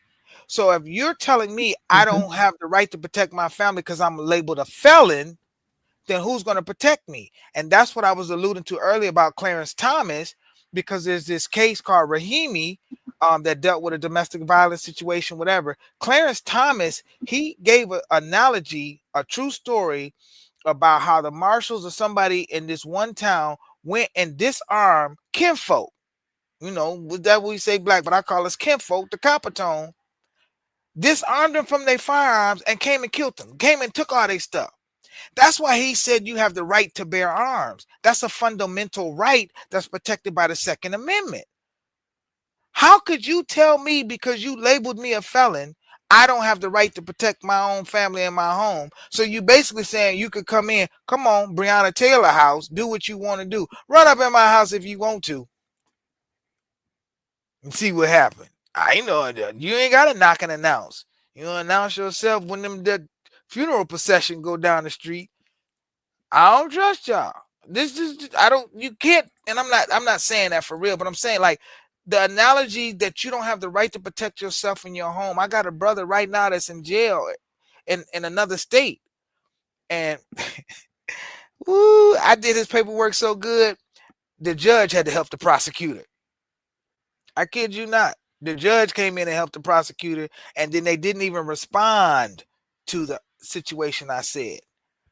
And I'll tell y'all, when it comes to our rights, the Constitution limits the government. If you don't amend that Constitution, you can't do they cannot do what they've been doing. That's why we, the people, have the power. If we, the people, want to change, if we, the people, say felons should not have the right to bear arms, then the people get to put that on the ballot and vote on it. Mm-hmm. That's what we get to do. You can't have a bunch of jokers over there that don't know nothing about nothing, make up some conspiracy, we gonna vote about this and then it becomes law. No, it's too many rules that we believe are law. It's 44,000 statutes that infringe upon the formerly incarcerated rights. 44,000. It's about 1,100 at least in Illinois. No, that lady read the book to me. Well, it's in this book right here. I said, well, I don't care what's in your book. What's it? And they'd be like, who? Why he think he can talk to us like this? Because Daniel did. That's why. Shadrach, Meshach, and a bad Negro said it. I'm just doing what I read they did. So I said the same thing they did. They can say it. I can say it. You said it was a Christian nation. What Reagan said, I'm just going by what y'all said. You reading out of that book, I read the Bible. Now which one? Which one came first, your book or the Bible? They like, this little dude, man. Don't touch me. I'm not playing. These true stories that happened, I'm telling you, them sheriffs walked up on me one day and I told them, don't touch me. Listen. The homeboy I was advocating for, he was like, man, I ain't never seen you look like that, bro.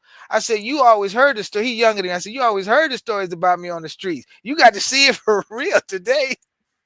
If we have that confidence and faith, we won't shift the narrative.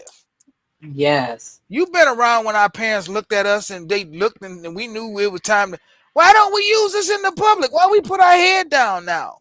No, lift your head up. Be proud. Care who you is, you cross the other side of the street. I ain't going nowhere. And when we start mimicking that behavior, the very words Fred Hampton talked about will come true. And we all will be ambassadors. We all will. That's for me and my house. We are. I don't know about nobody else's house. My house, we straight. You do what you want to do in your house. Don't try to call my grandkids in your house, though. We're not doing that. You're right. Yes, thank you so much. I got one question. I just wanted you to expound upon the what you did in 2021 regarding the low prison pay and unpaid prison labor, because that was a radical movement. And I know you've got a ton of radical actions that have happened. But I really want our viewers and listeners to really understand how this plays out into the community and how people benefit from that. I mean, just kind of give a little background on that, because people are not aware. Right. So it really started in, I was in South Carolina campaigning, and there was some spiritual stuff obviously that happened there, but from that connection in South Carolina, it led me to this brother Max Parthis. He's got this abolition show. We connected, talk. They had me on the show a couple times. It's a big movement about amending the 13th Amendment. So what I did is I got the research in all the states that had it, and I sued them. All the governors, attorney generals in all 31 states. I sued them, okay? And so I said it violates religious freedom. It violates the Declaration of Indigenous Rights. Like I did not use the word black or white, not one time in the lawsuit. I only spoke about Aboriginal, Indigenous, and marginalized people. So that's what I did, because this was not about race. It was about freedom. And then they said, you can't do this, Andy. And I said, well, why can't I? The Private Attorney General Act says I could do that. They said, no, it doesn't. And so they dismissed the case, and then I appealed it. Let's go back to the two favorite words, but God. The appellate court ruled against me and said, you don't have standing to do this. Oh, did they tell me that? And I read that order, and my wife saw me, and you did not see not one tear. In fact, when I read the order and they said, no, no, no, me being silly, I was smiling. That order is so powerful, because what that order said is even the prosecutor has to have standing when they file a lawsuit against the people. Hear me when I tell you this. That decision said the prosecutor has to show an injury to himself. The other thing that was powerful about that is I was saying I need the judge to make a decision that the 13th Amendment allowing slavery is unconstitutional. Crazy.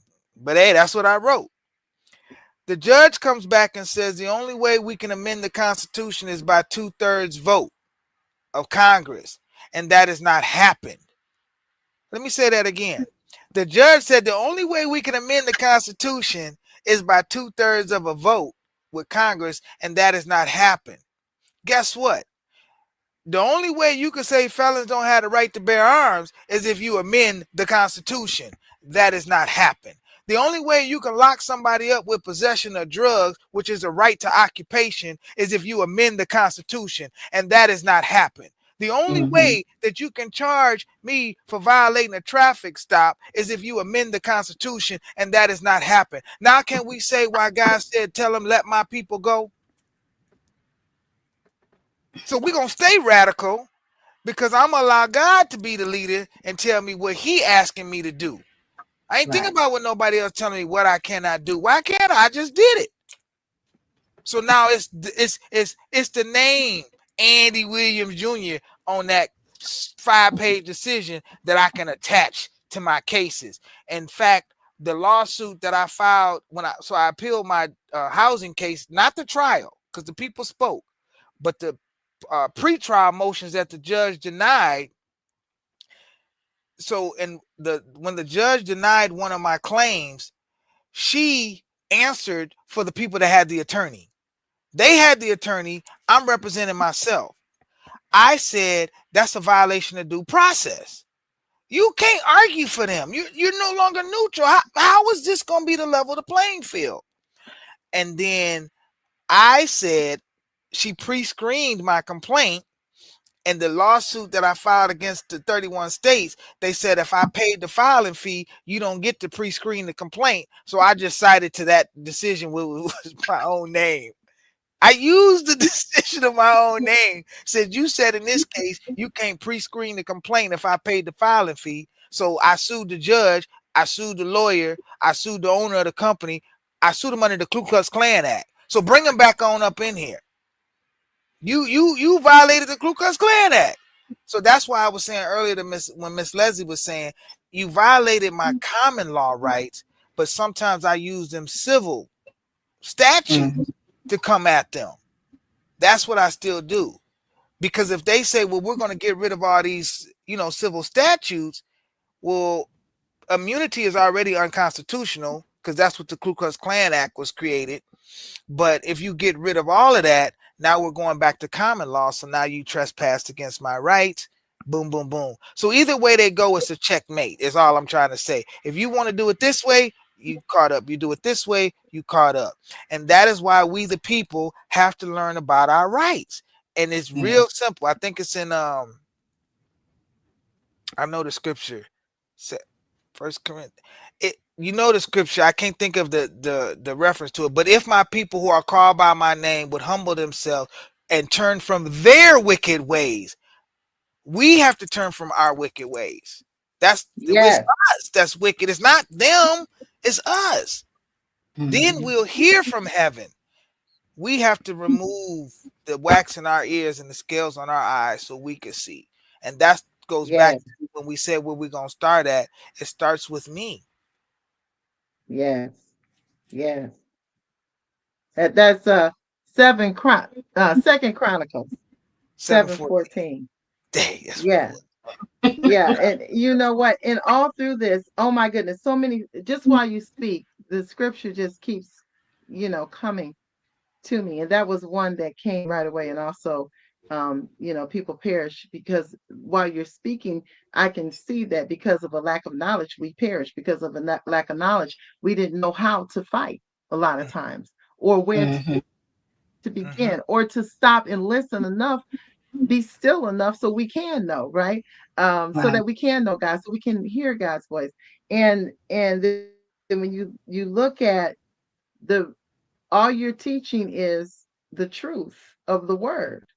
So if my people, which are called by my name, which will humble themselves, pray and seek my face and turn, and so it's on us. I guess that's what I'm saying. Yes. That's where you see that it's on us to do the turning, for us to do the seeking, for us, then I will hear from heaven. I will forgive their sin and heal their land. And I believe that this is that time period of the turn.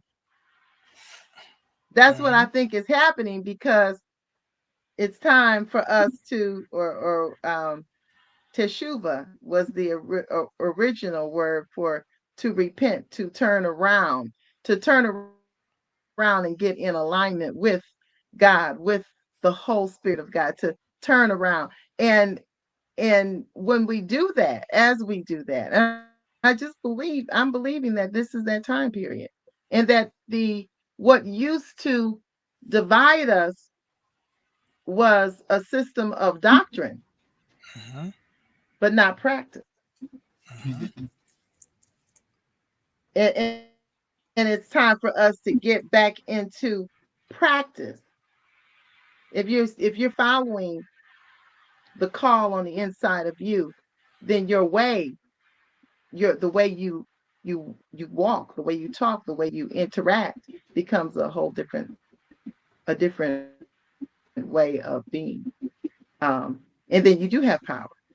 Yes. To tread on serpents and scorpions over all the power of the enemy, and nothing shall by any means hurt you, when you know these things. So I really am excited that that not only you're here, you're dwelling on what is important for our community, and then maybe I'm looking at all the Joshuas. You talk about this Joshua generation, and I want you to expound a little more on the Joshua generation. What makes Joshua that one? So there is a guy, his name is Dr. Charles Smith, and he had a museum in Aurora, Illinois that had all these sculptures. He's a world-renowned folk art. I was driving down the street one day and I was like, God, we don't have a museum for Black folks. He said, have you considered this property over there? So the property always looked scary to me, voodoo stuff, whatever. I go over there, I see all these weeds over there, and I just cut them down. I get my homies from the streets, boom, I just clean it up. Okay. So Mr. Smith is coming out there because he moved to Louisiana, and they said he's going to be mad when he comes. And when he saw that, he said, in all the years, Andy, that I've been here, I never saw this happen. Nobody has ever done this. I'm like, okay, whatever. So me and him, we established a friendship. And then the year that Michael Jackson transitioned, Dr. Smith named me Joshua. Okay. That was, I don't know, whatever year that was. It wasn't until about 3 or 4 years ago I really understood Joshua, which I went from the tribe that I came with to be the tribe of Judah. So Joshua in the Hebrew is Yehoshua. So that is my tribal name, Yehoshua Yisrael, which is Joshua, son of Yah. As I begin to understand Joshua and Caleb and the promised land, and so the story behind Joshua and Caleb is Moses sent these 12 spies to go spy out the Canaan land. Out of the 12 spies, 10 saw the giants, and they was like, oh my gosh, we're like grasshoppers. And they was like, oh, the giants are so big. They came back with a bad report. Joshua and Caleb, they saw the giants, but they also knew they God. So they wasn't measuring the giants up on their own strength. They're like, yo, I see the giants, but I know God. And did you see them grapes? Did you see all that good stuff? So Joshua and Caleb come back with this good report. Like, man, Joe, we finna go occupy this. And Joshua, after Moses' transition, Joshua was responsible for divvying up the land, because now they get to the promised land. So Joshua had to give out the land and say, hey, this is where it goes. And Joshua was very fair. So sometimes, well, why they get more than this? Joshua would explain why. And then everything would be peace and this. Well, after Joshua transitioned, there's not been another generation since Joshua. And so our generation is that Joshua generation. I speak of it in that way because I shared with you when Dr. Smith, which I see him as my Moses, called me Joshua. So there's a real transferring of the spirit in that. And Dr. Smith, listen, he knows him. He is the word. Like he's the one that helped me understand the only way to fight this is through the spirit. And if you fight it through the spirit, you know the battle belongs to the Lord and not to you. So if you gonna win the battle, you have to use that word called love, because that is the only thing that covers a multitude of sins. That's why we go back to, once you understand how to love you, grab the power in you, then you gonna see, oh my gosh, I've been the problem the whole time. That's the Joshua generation comes in and says, I can check the judge, which is really nothing but a hearing officer disguised as a judge, and I can check them and still love them. I can tell Mr. Policy Enforcer, police officer, you out of order without me calling him out of his name, because I know who I am. I'm not going to meet you at your lower vibration. I'm going to stick to where I'm at. And that is what I've been able to learn how to do better. I'm not telling you I'm an expert at it, but I'm way better. And so when I share the confidence and the boldness, it's because of that Joshua generation, that as for me and my house, we will serve the Lord. I'm not concerned what you do in your house unless you harming somebody in your house. Then that becomes a concern of mine, because I love my neighbor, because I know my neighbor. But Joshua was not going to negotiate. He was very bold. And that's what our generation needs to be. We need to be bold. We need to have a personal relationship with the Creator that's greater is He that is in me. If it does not align with what your belief is, it doesn't mean what you're learning is incorrect. Sometimes you got to test the spirits. We've been taught a lot of indoctrination. And so what we think is the truth is not total truth, but it's truth in it. Because that's the whole story about Satan. He didn't. That's the whole story about that story about Satan, is to be an analogy that sometimes the truth is in the lie. It's left up to us to discern it. I'm going to be like God because I'm made in the image of God, and God is love, which is a spirit. But I'm not the creator of me. We're not the creator. That's the part we think we created. And what man has done has created a system to oppress people. And so what the spirit is saying, we finna overthrow that, whether it's in the Declaration of Independence, which says we're going to create a new government, whether it's Revelation 21 verse 9 or 1, it is a new earth. Whichever way we're going to do it, we're going to do it. And we're going to do it as the spirit of El Hajj Malik Shabazz Malcolm X by any means necessary. Yes. Look, I don't know about nobody else, but when you know the word like that and it's coming out so good, look, if I wasn't sitting here, I'd be stumping my feet, running around here. But okay, I digress. Go ahead, Jay.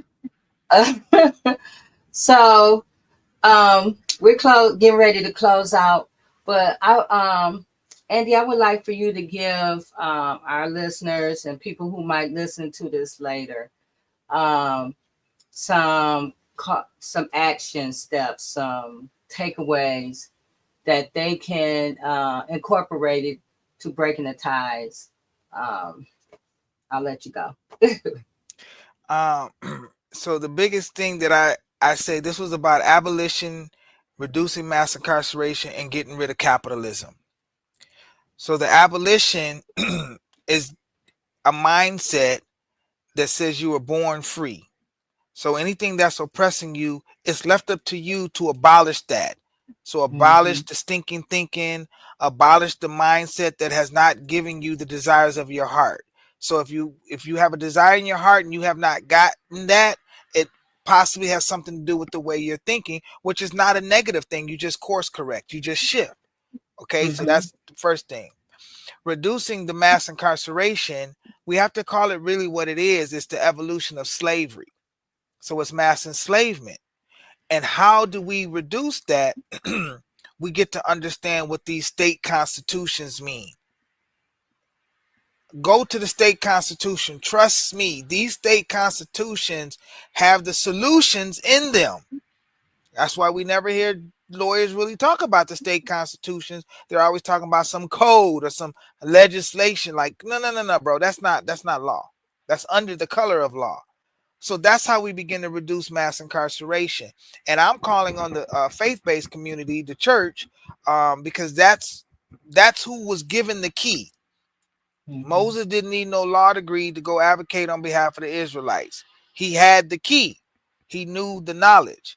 He knew who he was there on whose behalf to do. So us as a faith-based community, and when I say faith-based, I mean faith-based, every faith-based. I'm not, atheist is a faith-based. They believe in something that they don't believe in. That's still a level of faith. And I just got to interject it. They marriages ain't like the church's marriages. Them jokers stay married. So we got to be like, hold on now. Something y'all doing is right. Let's just be plain. I can learn something. Okay. But the third thing is the capitalism. And that's where we begin to make these social enterprises. If you know the history of Black Wall Street, they had less but did more. We should resurrect that blueprint. Don't run around talking about Black Wall Street, living with a shirt on when we're not able to replicate that model. We can replicate that model. We literally can. And I'm telling you, if the one group of people has the wealth and you don't have it, you might want to go try to befriend some of them that have it and show them that blueprint that you have. Because Habakkuk 2:2 says, write the vision down, make it plain, so they that see it can run with it. You got to see it. You got to see it. It's not them. Because when you see it, it's going to come to pass. I'm telling you what I know. I'm telling you. Whenever I see something, it's going to happen. I done Terry. Look, I done had this vision since back in 97, 98 about these social enterprises. I done wrote the whole thing out 10, 20,000 different times. Now I see it. I done wrote it out so many times, but I get distracted. That's the truth. You always get distracted. That's the best way to make somebody feel is we get distracted. We too busy getting caught up in the cares of the world. But to the ones that's listening, get you that 3-point plan. Understand abolition. Understand what mass enslavement is that's disguised as mass incarceration as a tool of public safety. Ain't no public safety in 60, 70% of what people locked up for. There's no public safety in it. And then the third thing is become an entrepreneur. And don't think you got to compete with your neighbor. The only competition you have is with yourself. Yes. Your neighbor got the sugar. You got the flour. The other one got the doggone oven. Y'all got to come together to make this work. You just gonna sit up in there with the flour and not have nothing? You try to add some water, wondering why it don't bake? Because you're not working with each other. We got to put it down these differences that are just, they're real. Like family has hurt us, neighbors has hurt us, this and this. But bro, we're not moving that way. We got to find ways to come together. It shouldn't be 50 different organizations doing the same thing. I am one of the few organizations that are teaching people how to run for office. We have the by any means method. It's a 3-point plan. Legislation. We look to repeal legislation. I ain't trying to pass now. I'm trying to repeal the legislation. Then we litigate. So whenever there's somebody rights that have been deprived or infringed or these unconstitutional legislation, we challenge them through litigation. And then the third step is to run for office. If we do that by any means 3-P plan, I guarantee you we will prevail. There's an exit date now. And we're just picking up from the 60s that left off. Eldridge Cleaver, Dick Gregory, they ran for president. I'm just picking up where them brothers left off. Shirley Chisholm. Shirley Chisholm. We're just picking up where she left off at. Okay? That's all we doing. We honoring those that went before us. So y'all, we can do this because we're doing it already. Yeah. Thank you. And so tomorrow you'll be with us again on the Wrongful Conviction Task Force meeting. Yes. It's a Zoom meeting tomorrow. So you guys catch the link right there. Take a screenshot so you can go there and sign up. or you can go check on my page on J Love on Facebook and Instagram, J the Love Gangster, and on So you go to those spaces and you can get the link to sign up so you can be a part of the meeting tomorrow. And also that meeting starts at 1. And at 10 a.m., the Wrongful Conviction Support Group, join us for that. This is the third Saturday, so we'd like to see you there. Also, please remember, we're still supporting Crystal. Keep her in our prayers. I talked to her. It's with the warm weather happening. The mold is really in the air, and Crystal is really getting sick. And so let's just keep her in our prayers. And this is her information. If you want to reach out to Crystal Denise Clark, 435-064, Women's Huron Valley Correctional Center, 3201 Bemis Road, Ypsilanti, Michigan, 48197. If you want to connect, support the movement to free Crystal Clark, there's a link tree for her. Link tree fighting for Crystal Clark, Crystal with a K, for those who might be listening. So, Robertia, do you have anything you want to say before we leave? I just want to say always, I'm so grateful for this time, Jay. And thank you so much, Andy. Andy, the hood candidate, our hood, and I'm very happy with what has happened today. It just reminds me that we have the power within us and that there is absolutely nothing impossible with God. And so I'm excited. I feel that after today, many of us, if you did not already have marching orders, you felt an inkling inside of you to start marching and to listen and to go ahead and take those steps forward. And I appreciate the work that you've done, not only in the community, but within yourself. And it shows such great transformation that happens when you deal with those dark shadows, the things that don't look always so good for us. But God always turns it around for our good, and it's a blessing. You've blessed many people, and you have blessed us today. Thank you so much. Thank you. Thank you for having me. Thank you so much. And hopefully you'll join us again, because you are a wealth of knowledge, and I am encouraged with this conversation tonight. So thank you so much. We'll see you guys next week again on Turning a Moment into a Movement. Good night. Good night, everyone. Just a light of mine. I'm gonna let it shine. I'm gonna let it shine.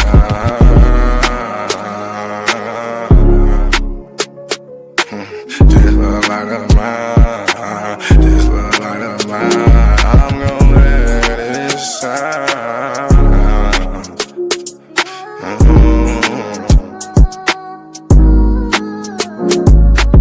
This little light of mine, I'm gonna let it shine. I'm gonna let it shine. This little light of mine, I'm gonna let it shine. I'm gonna let it shine. Oh Lord, just let it shine. This light of mine, this light of mine. Oh Lord, would you please just let it shine. Take the drama out of my life. Oh Lord, every night the pain ain't right. I wake up at night, I never sleep. 26, 10, and 7, that's just me. Every day I need a little seed. I need a little fresh air, man, I need to breathe. All I know is trauma, all I know is tickets. All I know is no visit. All I know is a mission to get straight up out of prison. Lord have mercy for it. Lord have mercy on my people. Preacher Mary Washington and all my real. Lord have mercy with my people. I pray to God, we really need you. When I was down bad, when things weren't going right, every time I prayed at night, I put my hands up in my face. I said, Lord have mercy, little light of mine. Lord God, please let it shine. It's the drama that I live in my life. I swear to God, I was a bad guy every night. 10 toes down, salute. Everybody suffering, everybody who trying to make a way. Everybody looking for the sky, everybody looking for that piece of pie. In a law library, I know what that feel like. Hoping that somebody get active and involved in your situation. Man, pop your collar and pray. Cause Lord have mercy on my soul. And make bad guy father get out soon. And the rest of those brothers who be mobbing to child each morning. Oh man, I ain't going to this afternoon. Man, I'ma miss dinner today. I got a couple noodles. Hey, you know what that feel like? Yeah, you know what it is. And if you a victim of a wrongful conviction, suffered and served by Ken Worthy, then I know that you know what that pain feel like. And your mama know what that pain feel like. Your father know what that pain feel like. With that light, let that little shine. Let that light shine a little light of mine.